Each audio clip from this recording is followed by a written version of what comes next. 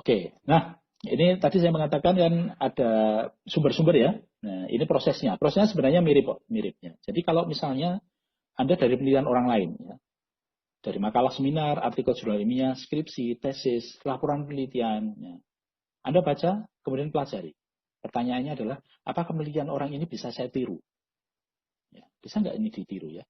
Direplikasi. Kemarin dia meneliti itu di sekolah negeri favorit. Kalau itu diteliti di sekolah swasta, yang itu bukan swasta favorit, bahkan pangsa pasarnya itu adalah kelompok menengah ke bawah, itu sama nggak nanti hasilnya? Ya, itu bisa seperti itu. Kemudian dari penelitian-penelitian yang Anda baca itu, Anda melihat di sana adakah pertanyaan yang belum dijawab.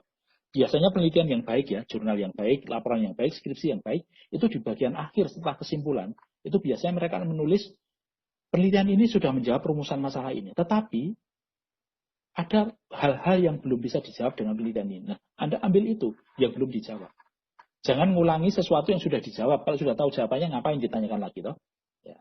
Kecuali tadi ditanyakan lagi karena ada konteks yang berbeda. Ya. Kemudian Anda melihat juga adakah metode yang ditambahkan. Wah, kemarin itu ternyata baru pakai survei nih. Apakah bisa nggak ini dilanjutkan dengan yang sifatnya kualitatif studi kasus misalnya? Ya. Kemarin itu baru analisis wacana teksnya. Bisa nggak kemudian dilanjutkan dengan survei karena saya ingin mengetahui bagaimana tanggapan orang atas wacana yang muncul di media massa. Atau pertanyaannya adalah, adakah riset yang bisa digabungkan? Oh, penelitian ini dia meneliti hubungan antara X dengan Y. Penelitian orang yang lain itu menghubungkan antara X2 dengan Y, Y-nya sama. Bisa nggak ini kemudian penelitian saya menggabungkan antara X1 dan X2 hubungannya dengan Y bagaimana? Seperti itu ya, contoh. Kemudian lihat, kadang-kadang di skripsi itu di bagian akhir itu ada penjelasan saran dari peneliti, penelitian apa yang bisa diteruskan dari penelitian dia. Nah, kita bisa ambil itu untuk melanjutkan penelitian yang sudah dilakukan oleh orang lain. Nah, kalau dari pengalaman pribadi bagaimana? Ya, jadi Anda punya pengalaman pribadi tadi, misalnya tertipu oleh penjual online. Ya. Nah, Anda melakukan refleksi. Dari pengalaman itu, ini fenomena komunikasinya di mana ya? Apa yang tidak Anda ketahui? Ya. Pertanyaan-pertanyaan apa yang muncul? Ya. Pertanyaan apa yang muncul? Dari sana kemudian mulai mencari tahu dengan bertanya pada orang lain, mencari tahu artikel di media, buku dan internet dan sebagainya tentang fenomena yang Anda alami ini. Ada atau orang lain sudah, saya mengalami seperti ini, adakah penelitian yang sudah membicarakan tentang pengalaman saya itu? Kalau ada, apa yang mereka teliti dari pengalaman yang mirip dengan itu? Ya. Nah, apabila, nah dari sana kan kemudian kita akan bisa tahu, oh ternyata ada beberapa pertanyaan-pertanyaan yang sudah berusaha dijawab orang, tapi juga ada yang belum dijawab. Padahal itu adalah pertanyaan saya yang saya alami sendiri. Nah, itu kemudian menjadi dasar kita mengangkat itu menjadi topik penelitian kita. Dari masalah nyata di masyarakat, sumbernya dari pengamatan, Anda bisa melihat sehari-hari seperti apa di lingkungan peneliti. Misalnya sekarang itu saya sedang berpikir, ini kalau seperti ini terus nanti anak-anak SD itu nasibnya bagaimana dari sisi pendidikan ya. Karena saya melihat di kampung saya, di tempat saya tinggal itu, anak-anak yang usianya usia SD itu kayaknya nggak pernah sekolah ya, malah pada main di luar, pit-pitan, main sepeda, puter-puter. Kemudian yang sekolah itu malah ibunya itu ya, ibunya ngerjakan tugasnya, yang motret, yang ngupload, yang ngirim ke gurunya. Sementara anaknya enggak ya. Saya tadi mendengar ada satu orang ketika ngobrol itu berkata, wah itu anak saya disuruh ikut sekolah online dengan gurunya malah marah-marah itu ya. Jadi malah orang tuanya yang sekolah. Nah, ini kemudian kan apa bisa menjadi memantik pemikiran. Ini bisa dilihat dari sisi mana ya? Apakah tidak efektifnya media pembelajarannya? Apakah saya bisa teliti dari ternyata guru banyak yang itu belum cukup mampu untuk bisa berkomunikasi secara efektif menggunakan media kepada anak didiknya? Atau saya ingin meneliti bagaimana komunikasi orang tua dengan anaknya? Ada banyak. Hanya berangkat dari itu.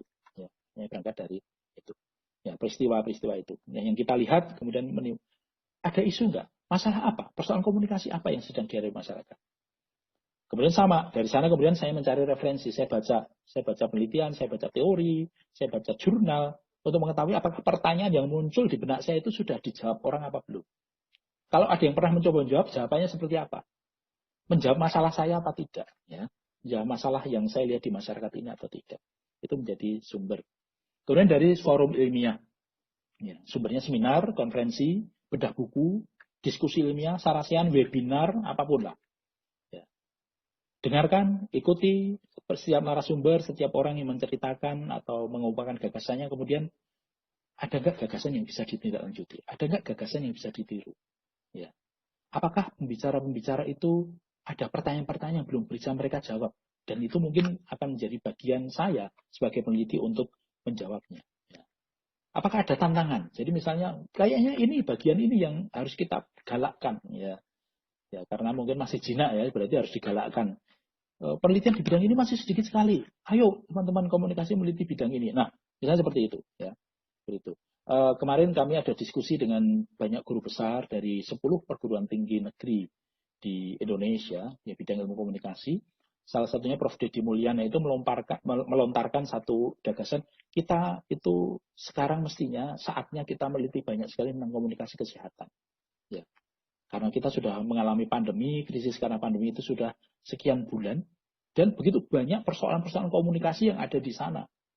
Ya, bagaimana masyarakat seolah-olah tidak mau mendengarkan himbauan pemerintah untuk jaga jarak, dan seterusnya. Ada begitu banyak. Ya, dan tiba saatnya. Nah, itu tantangan ya.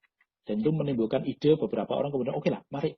Yang selama ini mungkin melitinya bidang lain, sekarang saya juga mau meneliti tentang komunikasi kesehatan dalam konteks ketika ada pandemi seperti ini.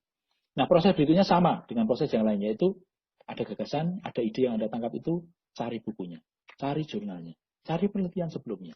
Ya, gali lagi, gali lagi. Sehingga sebenarnya ketika kita sedang mencari rumusan masalah atau mencari topik penelitian pun, kita sudah harus membaca banyak sekali referensi. Buku teori, textbook, penelitian orang lain, makalah, jurnal ilmiah itu sudah dibaca ketika membuat topik. Bukannya nanti. Ya. Orang-orang yang kesulitan menemukan topik itu adalah karena dia tidak pernah membaca atau terlalu sedikit membaca. Dipikirnya membaca jurnal, membaca penelitian, membaca textbook itu nanti kalau topiknya sudah ketemu. Keliru. Justru membacalah dulu. Anda akan menemukan topiknya. Ya. Anda akan menemukan topiknya dan dengan demikian Anda sudah tahu apa yang harus dibaca dan dipelajari lebih lanjut untuk topik itu. Ya, jangan terbalik prosesnya.